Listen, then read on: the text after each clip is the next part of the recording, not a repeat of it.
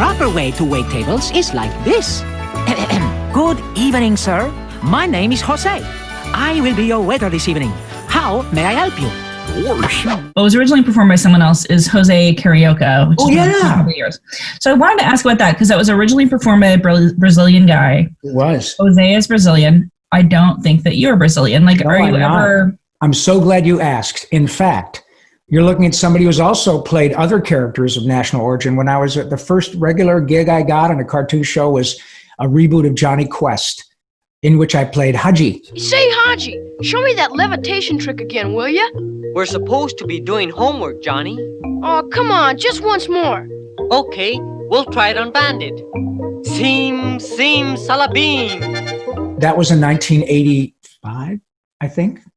Since then, I and virtually everyone else I know who are Caucasian actors, when a character comes across my desk that has a distinctive national origin, I take a pass.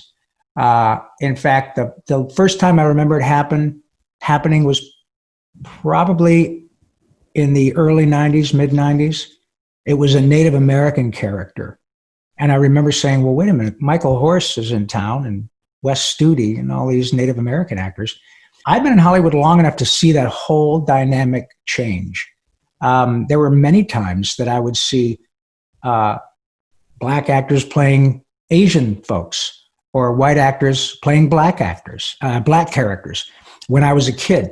And the whole dynamic has changed. Now you have shows that when I was a kid, the only show I recalled that had a sort of black cast was like the Cosby Kids or something like that.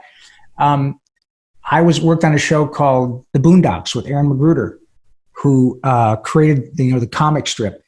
And every time I'd get hired, it'd usually be to be a redneck, racist white guy, which was very difficult for me. It was the only time in my career where I've had to do things that were not comfortable for Rob. And the producer said, I don't give a you know what if it's not comfortable for you. This is what I'm paying you for. And so I had to go into that place you can imagine that was very difficult because I'm not cut from that cloth to use that word in the context of a show. All that is to say that your suggestion is absolutely on target. Everybody is way more sensitive about making sure that Asian actors, Native American actors, African American actors, Indian actors, that is East Indian actors. In this day and age, if there were a Johnny Quest reboot, it would be an East Indian Pakistani actor, and absolutely rightfully so. So I've had a pretty interesting career to see how all that has changed. But I have to say that all of us have taken it upon ourselves to, not just me, to just say, I think you should probably, there are plenty of Asian actors. I'm not going to do some, stereotypical Asian accent for a character. And when I grew up, that is what happened.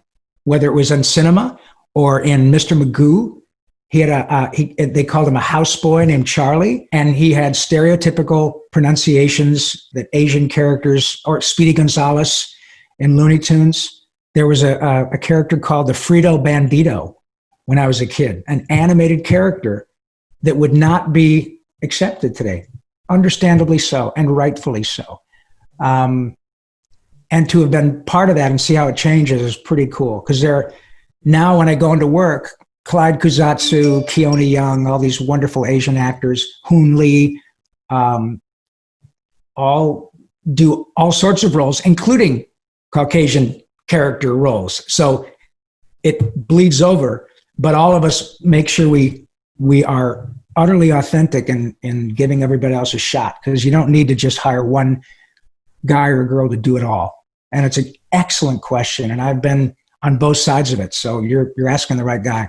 Yeah, animation, both behind, it's nice to hear that people are doing different voices, but also like if you made Johnny Quest in 2020, Haji would probably have different characteristics. Like he probably wouldn't be a snake charmer. Totally. And that's exactly it, because my catchphrase in 1980, and I used to love Johnny Quest when I was a kid. Mm-hmm. I'm old enough to be your dad. So when I was a kid, I don't even remember the name of the fellow who played Haji, but Johnny Quest was played by Tim Matheson, and who was, I think, 12, 13 years old at the time. But, you're right. Haji was a snake charmer. He'd say, Sim, Sim, Salabim, which is a throwback to movies from the 30s and 40s and stuff. Very stereotypical stuff. And I was, as you can imagine, thrilled to death to get the part of Haji. I thought, oh my God, a kid from Flint, Michigan is going to be Haji. And as things progressed, it became very apparent, because it was maybe 5 or 6 years after that we started saying, wait a minute, this is an Asian character. Call Clyde Kuzatsu or Keone Young, or again, people, all sorts of, this is Hollywood. Everybody's here. So I'm grateful to have been part of that sort of general epiphany in Hollywood, even with respect to animation. It'd be pretty difficult for me to find a reason to cast anyone who is not an authentic person of the particular heritage of the character that's being portrayed nowadays. And because everybody is accessible just like this, even if you're not in Hollywood and you're an Asian actor or a Native American actor or an Indian or Pakistani or Afghani actor or Iranian actor, they can all be accessed via the internet. So there really isn't any reason not to hire somebody who's authentic.